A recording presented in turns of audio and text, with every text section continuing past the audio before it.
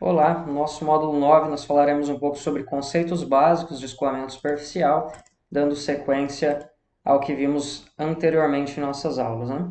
Então, algumas fontes de dados já analisadas no Brasil, nós temos alguns gráficos para 98 localidades do Brasil, então imaginem, 98, muito pouco, né? Só no Mato Grosso do Sul são 79 municípios, então imagina 98 localidades do Brasil.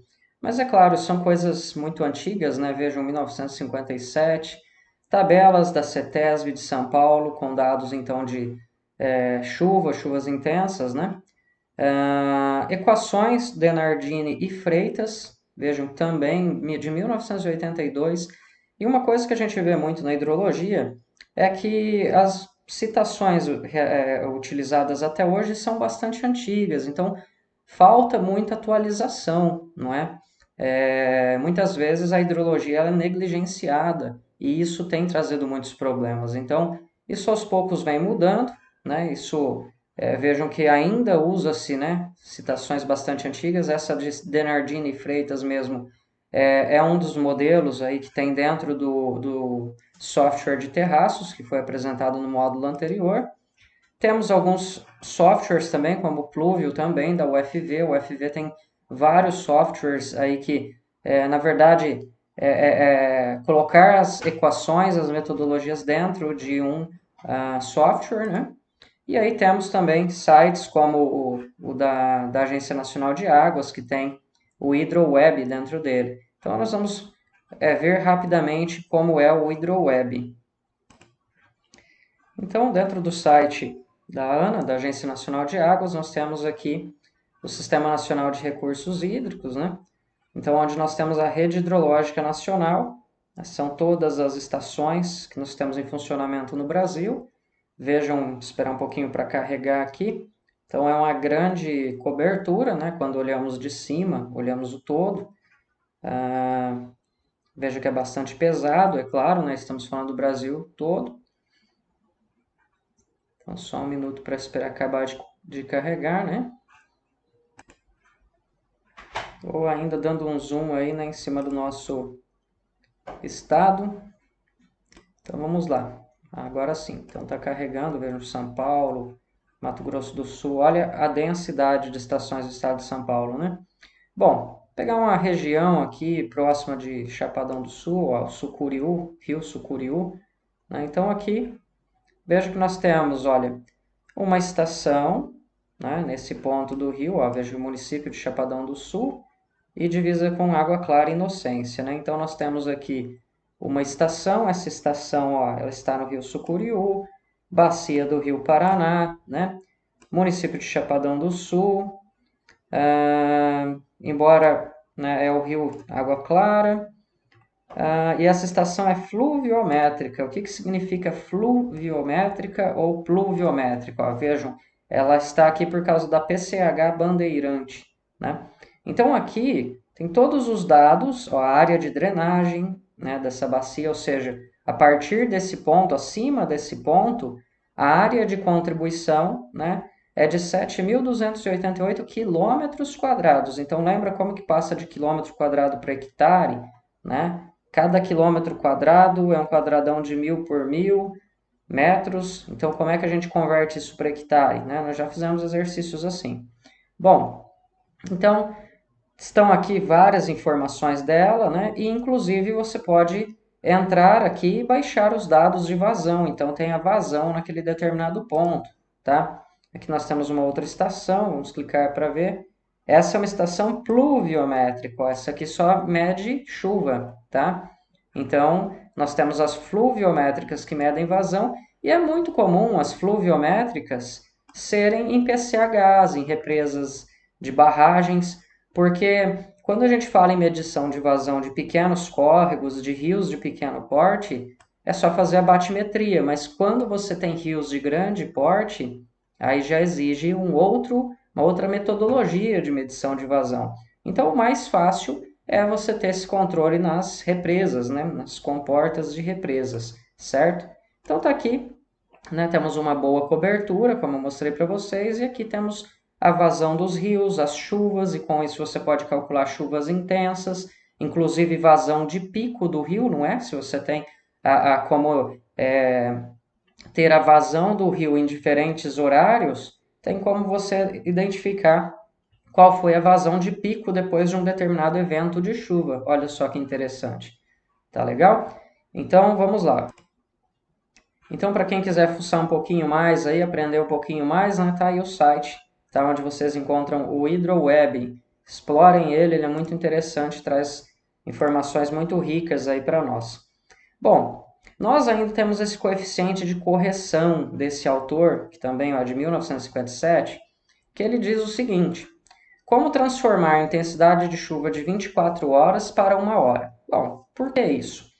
Muitas vezes você tem a chuva de 24 horas medida manualmente, enfim, ou que seja por uma estação, né? Mas geralmente estações permitem a gente calibrar aí o software dela para salvar uma informação a cada hora, ou uma informação a cada 15 minutos, ou minuto por minuto, né? Então você tem uma planilha rica de informações. Mas quando você só tem o valor de chuva de 24 horas, como transformar essa intensidade para 1 hora?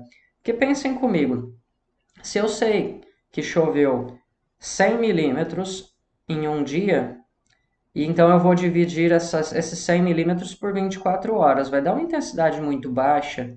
Mas o que ocorreu na realidade não é que ficou chovendo uniformemente durante 24 horas, não é verdade?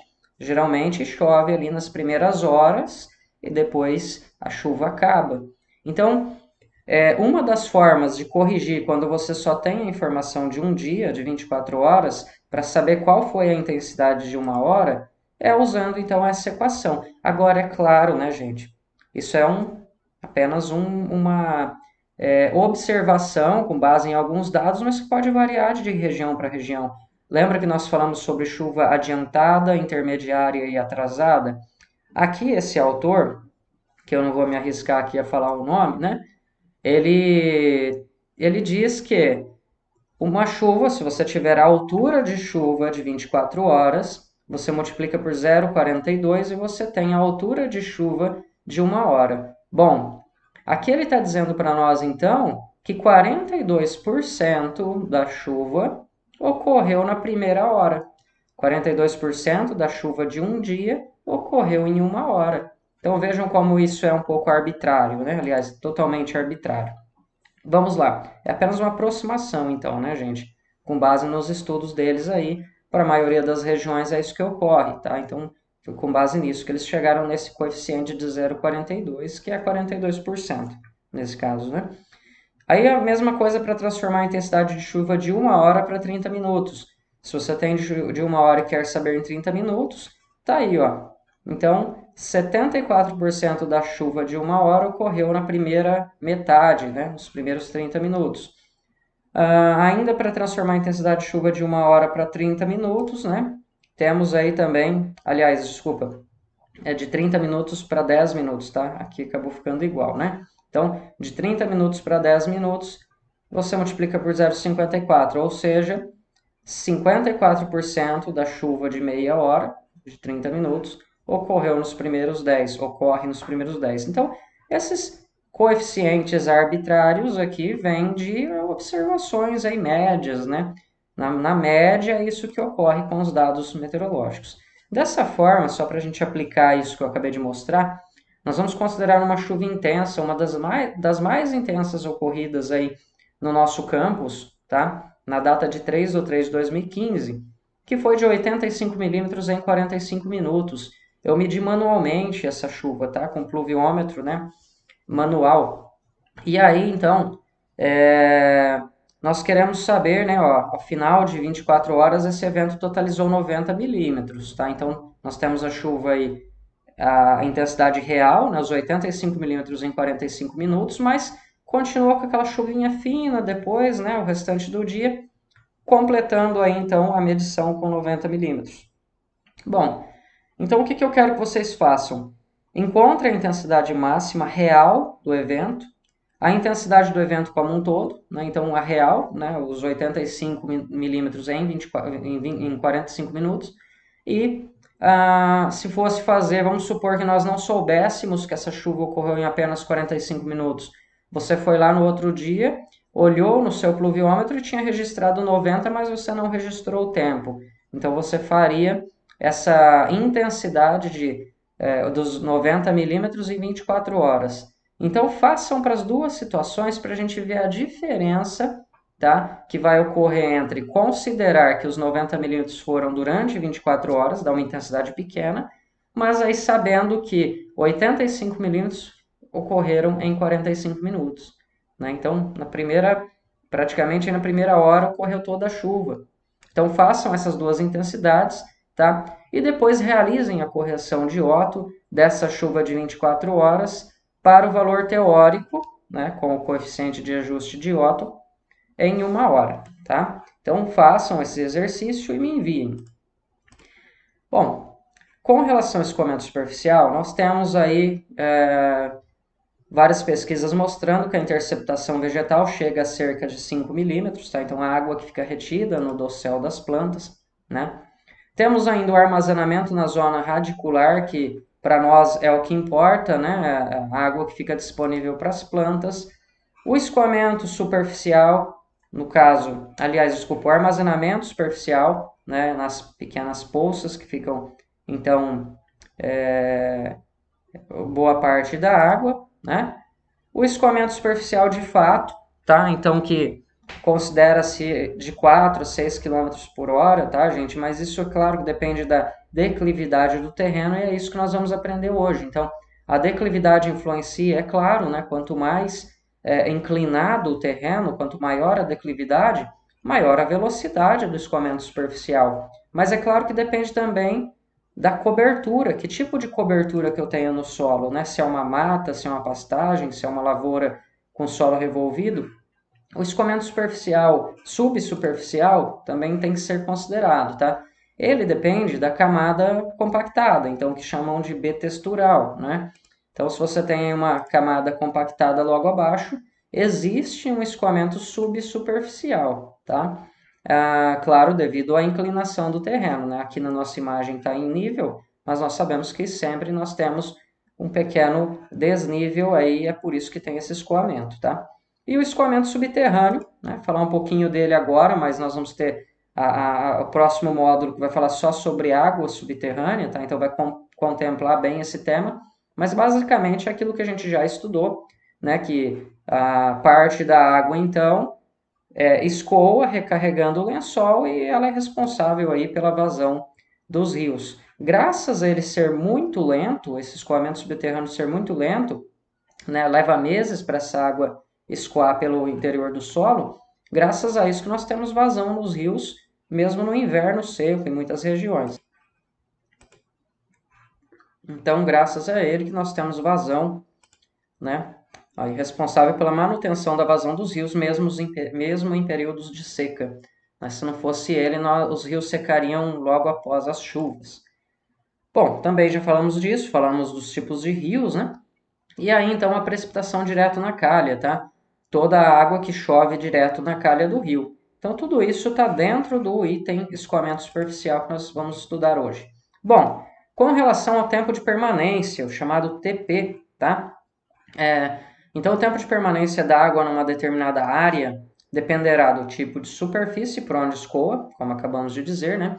É mata, é pastagem, é lavoura, da declividade do percurso e da distância a percorrer, né? Então, dentro de uma determinada bacia hidrográfica, eu vou ter supondo uma condição de lavoura, pastagem, mata ciliar, e aí eu quero saber qual é o tempo de permanência da água que choveu lá na lavoura até ela chegar no rio, né? Escoar, o escoamento superficial, tá?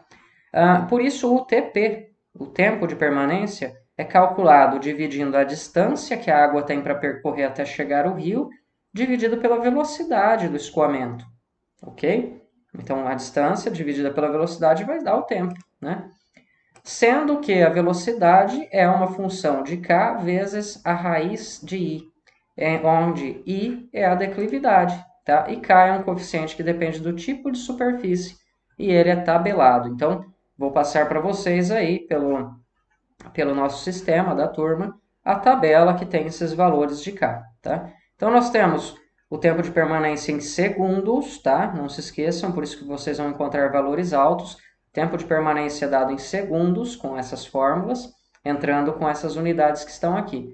Então, o coeficiente, que depende do tipo de superfície, que é tabelado, é adimensional. A declividade é em porcentagem mesmo, você já entra com ela em porcentagem, não é decimal, tá? O valor de porcentagem. A velocidade do escoamento, tá? Então, vou passar para vocês já essa aplicação da fórmula, né? E a maior distância do ponto do divisor de águas até o final do trajeto. Nós vamos fazer através de exercícios que fica mais fácil de trabalharmos esse exercício, tá bom? Ok. Como o tempo de permanência é em segundos, né, a velocidade será em metros por segundo. Bom, nós temos o tempo de concentração, que é a soma dos tempos de permanência em cada tipo de superfície, tá? Então, tempo de concentração é a soma dos TPs, né? Nós temos o TP, que é o tempo de permanência, e o tempo de concentração, então, dentro de uma bacia. Eu não disse para vocês que a gente tem um TP, um tempo de permanência na lavoura, um tempo de permanência na pastagem, um tempo de permanência na mata ciliar, um tempo de permanência na calha do rio também, tá? Então, depende de quais tipos de cobertura que você tem na sua bacia e qual é o ponto de interesse. Então, somando todos os tempos de permanência das diferentes superfícies, né, em cada tipo de superfície, você tem o que é o chamado tempo de concentração dessa água. Tudo isso também envolve a nossa vazão de pico. Nós acabamos de falar, olhando o hidroweb, que dá para a gente identificar para chuvas intensas qual foi o tempo que demorou para atingir a vazão de pico, né? Olhando os dados, como você pode exportar as tabelas, então você tem lá o horário da chuva, ver quanto que choveu ao longo daquelas horas, e tem como olhar também as estações pluviométricas, que inclusive nos dão qual é a área de contribuição acima delas, né? E aí você consegue identificar qual foi o horário que a vazão atingiu o seu pico, a vazão máxima do rio, que vem do escoamento superficial por causa de um determinado evento de chuva. Então, por mais que você tenha terraços nas áreas, tudo um pouco sempre vai ter de alteração da vazão do rio devido à própria água que cai direto na calha do rio, né? Então, por mais que você não tivesse nada de escoamento superficial, tem a própria chuva que cai na calha do rio. Então, a vazão de pico é a máxima vazão que ocorrerá na calha, né, no tal VEG, para uma determinada intensidade de chuva, somando todos esses eventos, o escoamento superficial nas diferentes superfícies, vegetadas ou não, né, independente do tipo de vegetação, e ainda a água que cai direto na calha. Bom, a vazão de pico é dada, então, pelo CIA 360. Tá? O C vezes o I vezes o A, dividido por 360, que é um fator de ajuste de unidades, né? E esse é o chamado método racional, ainda o mais usado até hoje, onde a vazão de pico é em metros cúbicos por segundo, tá? Então, você quer saber quantos metros cúbicos por segundo. Inclusive, geralmente, as vazões dos rios de estações fluviométricas são em metros cúbicos por segundo, tá? A não ser que seja um córrego muito pequeno e esteja expresso em metro cúbico por hora, mas geralmente é por segundo.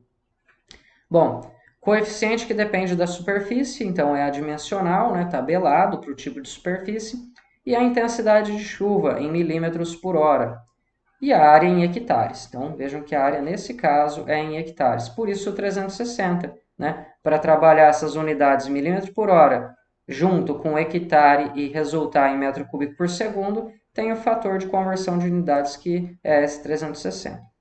Bom, gente, fica mais fácil fazermos através de exercícios para a gente aprender, né? Então, a vazão de pico da bacia hidrográfica abaixo, né? Nós vamos calcular, considerando uma chuva máxima de 97 milímetros em 1 hora e 10 minutos. Então, estão lá os dados, né? Como eu disse, eu vou passar a tabela para vocês depois, mas aqui nos exercícios eu já vou dar os dados, né? Então, o C para mata é 0,50, o C para pastagem é 0,35, e aí supondo uma área hipotética onde nós temos uma área de mata de 45 hectares e uma área de pastagem de 50 hectares. Então, vamos pensar num desenho aqui hipotético, né? Só vamos pensar uma pastagem e aí antes de chegar no rio nós temos uma mata ciliar. Então vamos dizer que a pastagem tem 45 hectares, aliás, a mata 45 hectares e a pastagem 50, tá? E aí temos os respectivos Cs, né? Então, para aplicar nessa fórmula, o que nós temos aqui? Temos um C, um I, que é a intensidade de chuva, e a área. Nós não vamos aplicar ainda os valores do jeito que eles estão aqui, tá? Nós precisamos encontrar o que nós chamamos de C ponderado ou C médio, que é calculado dessa forma, ó. Como que eu acho um C médio para entrar na fórmula do método racional? Porque nós só vamos entrar com um valor de C aqui, que é o C ponderado. Então, você pega o C da mata, ó lá, 0,45, aliás, o C da mata, 0,50, multiplica pela área da mata, que é 45 hectares, né? Soma com o C da pastagem, 0,35, multiplicado pela área da pastagem. E aí dividido pela área da mata, mais a área da pastagem, tá, gente? Então aqui é um sinal de mais, tá errado, tá? Eu vou corrigir. Mas aqui embaixo, ó, é sinal de mais, tá? Corrijam, por favor. Sempre que você for ponderar algo, então você vai multiplicar o C daquela cobertura pela área, de quantas áreas, supondo que a gente tivesse ainda uma determinada cultura, sei lá, soja ou eucalipto, então você teria um C para essa cultura, multiplicado pela área dela e vai somando para todos os tipos de superfície. E depois divide pela área total, por isso que é soma aqui embaixo e não multiplicação, tá? Então aqui embaixo é só trocar esse sinal que acabou ficando errado, que é um sinal de mais. E assim nós temos o C médio. Jogou o C médio na fórmula aqui, nós precisamos saber a intensidade de chuva. Intensidade em milímetros por hora. Aqui está falando que choveu 97 milímetros em 1 hora e 10 minutos. Então é só pegar 97 milímetros e dividir por 1,10? Não, né? Lembrando que a hora são 60 minutos. Então, em decimal de hora, façam as transformações corretamente ou simplesmente transformem isso em minutos, né? São 70 minutos, 1 hora e 10, né? 70 minutos. E depois passem para a hora novamente. Como preferirem, não vou fazer aqui porque nós já fizemos esse tipo de exercício e isso é matemática básica, né? E aí a área, claro que então é a área total. Dessa forma, nós teremos aí a estimativa de vazão de pico em metros cúbicos por segundo. Então, dentro dessa área, com essa determinada área de pastagem e essa área de mata, com os respectivos Cs, né? Esses coeficientes que dependem do tipo de cobertura, nós teremos aí, então, a estimativa da vazão de pico, tá? E um outro exercício ainda que nós podemos fazer para trabalhar aí com o tempo de concentração para a vazão de pico, né? Então, nós podemos encontrar da seguinte maneira. Isso significa que quando nós temos a vazão de pico, ok, no exercício anterior nós encontramos qual será a vazão de pico. Mas quanto tempo vai levar para a vazão do rio chegar ao máximo e depois voltar a diminuir? Tem um evento de chuva na bacia, essa bacia tem diferentes coberturas de solo, diferentes vegetações, né? Diferentes declividades. E aí, então, eu sei o valor de vazão de pico que eu posso ter lá no rio. Mas quanto tempo vai demorar para essa onda, digamos, de água, né? Esse aumento da vazão do rio chegar ao seu máximo e depois da chuva voltar a diminuir? Então, o tempo de concentração para vazão de pico é isso que ele nos dá, tá? Vejam aqui, ó, vamos colocar algumas distâncias agora, pensando no mesmo exercício, pastagem, mata, e nós temos dentro da pastagem a distância máxima da nossa área até o divisor de águas e o tal VEG, tá? Então, supondo aqui uma região hipotética, nós temos 160 metros para a água caminhar pela pastagem, 140 metros para caminhar por dentro da mata e 1,1 quilômetro de rio, tá? Então aqui temos metros, temos quilômetros, né? E isso que a gente vai ter que trabalhar também. Então, colocar sempre nas mesmas unidades, né? Bom, por que a gente sempre pega a máxima distância? Imaginem vocês que a chuva está sendo na bacia como um todo, tá? Quando que eu vou ter a vazão de pico? Por que que a vazão de pico está relacionada com a parcela de água que caiu no ponto mais distante? Ora, se toda essa água que cai numa determinada área vai escoar aqui nesse ponto de interesse, né? Então, significa que desde o início do evento de chuva eu já tenho água escoando aqui, né? Da parcela de chuva já tem um pouco escoando aqui. Mas por que que ela vai se tornar máxima, ou seja, vazão de pico, quando a água que caiu no ponto mais longe chegar?